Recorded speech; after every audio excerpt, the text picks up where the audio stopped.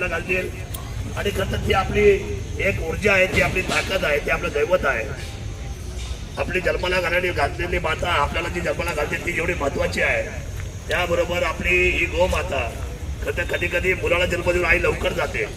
अशा वेळेला या गोमातेच्या दही दुधावरच ती मुलं जगतात आणि या भारत मातेच्या संरक्षणाने उभी राहतात.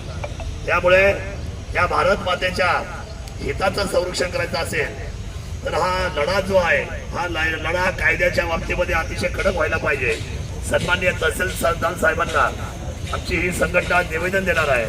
ती स्वीकारून आपण ती जिल्हाधिकाऱ्यांच्या माध्यमातून राज्य शासनाकडे आणि बाकीच्या सर्व आम्ही म्हणजे सन्माननीय राष्ट्रपती असेल, आदरणीय घटनेत दिलेलं पंतप्रधान मोठं पद असेल, त्यानंतर राज्यपाल आणि पंतप्रधान आणि मुख्यमंत्री या सर्व जबाबदार व्यक्तींना आपण हा पत्रव्यवहार करतोय.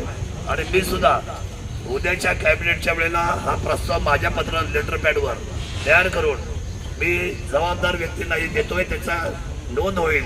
आणि खरं तर आता मातेच्या बाबतीमध्ये, गोमातेच्या बाबतीमध्ये कुठेही गोमातेला असुरक्षित वाटणार नाही. आणि माझी कळकळीची विनंती आहे, जी लोक गोमातेची हत्या करतात त्या लोकांना माझी कळकळीची विनंती आहे, मेहरबानी करून आपण ज्या गोष्टीला बंदी आहे राज्यात आणि देशात, त्याला हिंदुस्थान म्हटलं जातं. आपण सरळ जाती धर्माचे लोक जातो, हे सगळे हिंदुस्थानीच आहोत. तर कृपया या गोमातेला कोणीही बिलकुल आपल्या स्वतःच्या उदरनिर्वाहासाठी या आमच्या दैवत मानलेल्या हिंदुस्थानाच्या या मातेला आपण बिलकुल बळी देता कामा नये, हा इशारा मी आपल्या सर्वांच्या माध्यमातून आज या ठिकाणी जाहीर देतो. आणि बिलकुल या लोकांची कुणाची तबा बाळगली जाणार नाही, कायदा कडक केला जाईल आणि त्याची अंमलबजावणी केली जाईल असं मी या निमित्ताने सांगतो. आणि सन्माननीय असलेले आमचे इथं सर्व जे गुरुजन आहेत, आज त्यांनी हा जो पुढाकार घेतला आहे, हा आपल्या सर्व संस्कृतीचा विजय आहे. ही संस्कृती आपली धरोहर आहे आणि खरं तर प्रत्येक धर्माचा आपापल्या पद्धतीचा एक अजेंडा आहे. परंतु हिंदू संस्कृतीच्या अजेंडाला मेहरबानी करून हात लावू नये आणि आमचा अवमान होऊ नये याची काळजी कायदा सुव्यवस्था सुद्धा घेईल.